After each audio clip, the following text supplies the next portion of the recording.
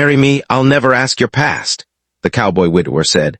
She married him and told him anyway. The train had barely stopped when the cowboy widower saw the woman standing alone with one battered suitcase, and something in her frightened eyes told him she was running from a life she could never outrun. She looked at the mountains, then at the dusty little town beyond the station, as if she had arrived at the edge of the world with nowhere left to go. He knew that look because grief had once given him the same one.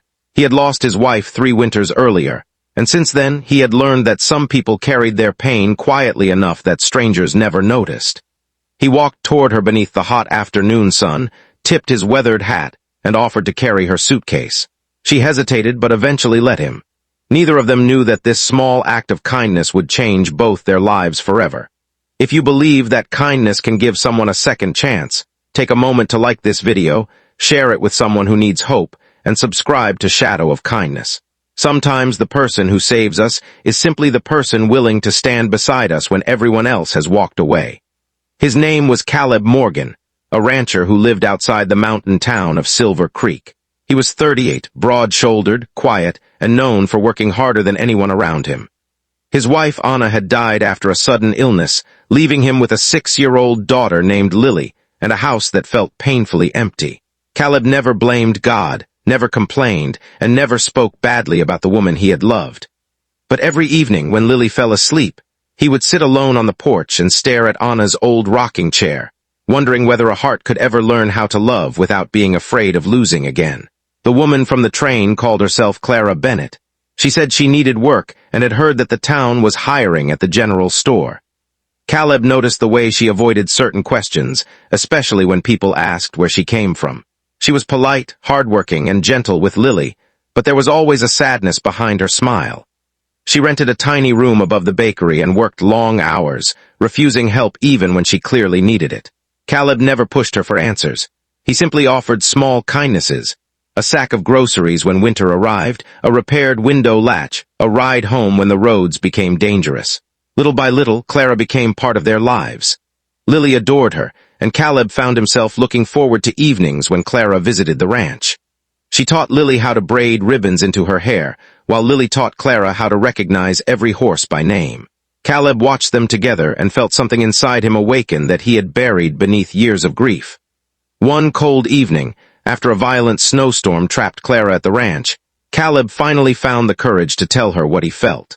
He did not promise wealth or an easy life. He simply looked at her and said that he knew she carried something painful behind her silence, but he would never force her to explain it. Then he asked her to marry him, promising that he would never ask about her past unless she wanted to tell him. Clara stared at him with tears filling her eyes, because those were the first words anyone had ever spoken to her that did not demand something in return. She accepted. Their wedding was small, held beneath the old oak tree beside Caleb's ranch house. Lily scattered wildflowers down the aisle, and Clara wore a simple cream-colored dress. For a while, life seemed almost perfect. Clara became the mother Lily had secretly prayed for, and Caleb began smiling again. But happiness could not erase the shadows Clara carried. Then one afternoon, a stranger arrived at the ranch. He was an older man with a scar across his cheek, and the moment Clara saw him, the color disappeared from her face. Caleb noticed everything. The stranger called her by another name, a name Clara had never told him. He said he had been looking for her for years, and accused her of abandoning people who once depended on her. That night, Clara finally understood that silence was no longer protecting anyone. She sat beside Caleb at the kitchen table, trembling so badly that she could barely hold her cup. Then she told him everything. Her real name was Clara Whitmore. Years earlier, she had married a wealthy man who became cruel and controlling after they moved away from her family. She had endured years of humiliation and fear, believing she could protect her younger sister by keeping quiet. When her husband discovered that Clara was planning to leave, he threatened her family. Clara escaped in the middle of the night, but she had been forced to leave behind almost everything she owned. She had spent years believing that her past made her damaged, unworthy, and impossible to love. When she finished, she expected Caleb to walk away. Instead, he reached across the table and took her trembling hands. He told her that he had promised never to ask about her past, but he had never promised to stop loving her after learning it. He reminded her that the woman sitting before him was not the frightened person who had boarded that train years ago. She was the woman who had brought laughter back into Lily's life, who had taught him that his heart was still capable of love, and who had chosen honesty even when the truth terrified her. Months later, the stranger returned, but this time Clara did not hide. Caleb stood beside her, and the town that had once whispered about her past finally learned the truth. Clara began helping other women who arrived in Silver Creek, carrying nothing but fear and hope. She turned a small, abandoned building into a shelter, and Caleb helped her repair every broken window and door. Years passed, and one spring morning, Caleb found Clara sitting beneath the same oak tree where they had married. Lily, now a teenager, was laughing nearby with her younger brother. Caleb sat beside his wife and looked at the family they had built from broken pieces.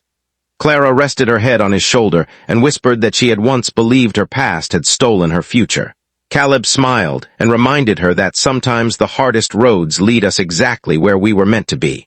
Their love had not erased their wounds. It had simply taught them that wounds did not have to control the rest of their lives. If this story touched your heart, please like the video, share it with someone who believes in second chances, and subscribe to Shadow of Kindness. Your support helps these stories reach people who may need a little hope today. And before you leave, comment, second chances are real if you believe that someone's past should never decide the value of their future. Because Clara learned something that day that Caleb had already understood. Sometimes love does not ask where you have been. Sometimes it simply takes your hand and says, "I'm here now." And sometimes that is enough to finally make a broken heart feel like home.